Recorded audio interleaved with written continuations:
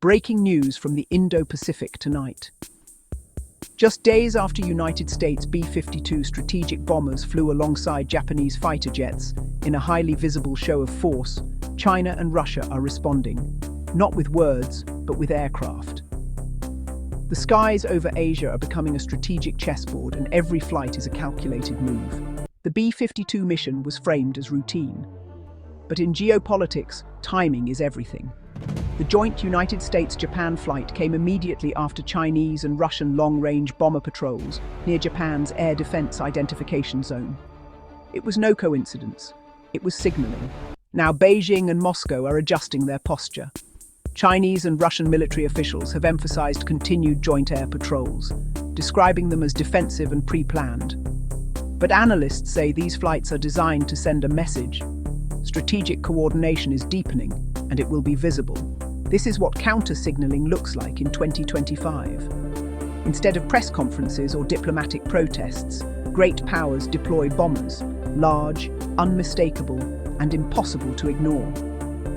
These aircraft don't just carry weapons, they carry intent.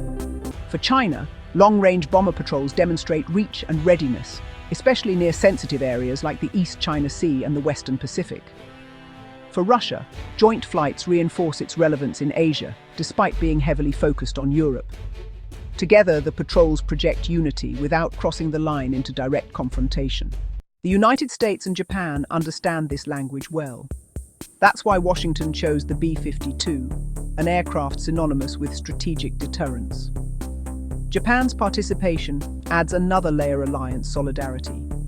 Every escort formation signals that any challenge in the region will not be faced alone.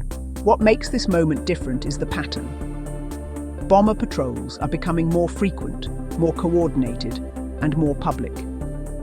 They are replacing statements and summits as the preferred way to shape perceptions and influence behavior.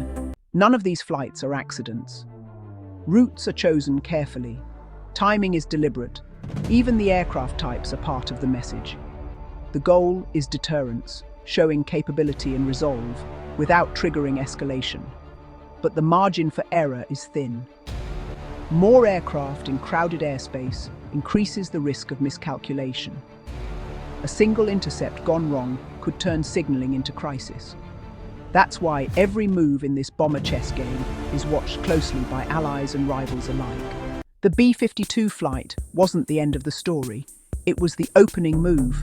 What we're witnessing now is a new phase of strategic competition, one where power is measured not just by words or weapons, but by presence in the sky.